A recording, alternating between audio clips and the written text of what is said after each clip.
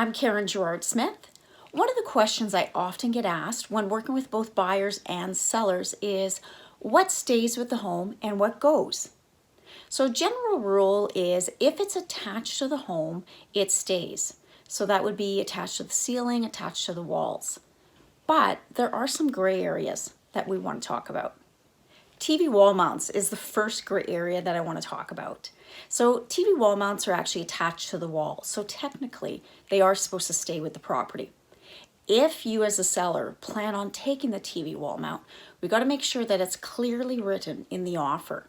If it's not in writing, it doesn't exist. So if you plan on taking that TV wall mount, be sure to let me know and we'd make sure that it was put into the offer so it was clear. Another thing you want to think about with TV wall mounts is, as a seller, do you plan on patching the holes that are left behind when you remove that TV wall mount?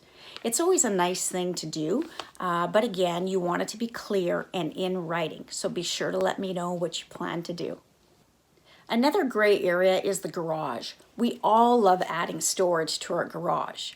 And if the storage has been fastened to the ceiling or to the wall, then that would be considered a fixed item which would stay with the home. Cabinets that are movable would be considered excluded from the home. So again, as a seller, you want to make it as clear as can be. And if you are planning on taking any of these items, let me know so we can list it as excluded. And as a buyer, if you're wanting some of these items, such as a movable cabinet, you do need to let your realtor know so they can write that into the offer. Lastly, never assume appliances are staying with the home. This does need to be written into the offer again. If they're not, they won't be staying. And what about light fixtures? People sometimes have attachments to certain chandeliers or lights. These are actually attached to the home, so technically they stay with the home.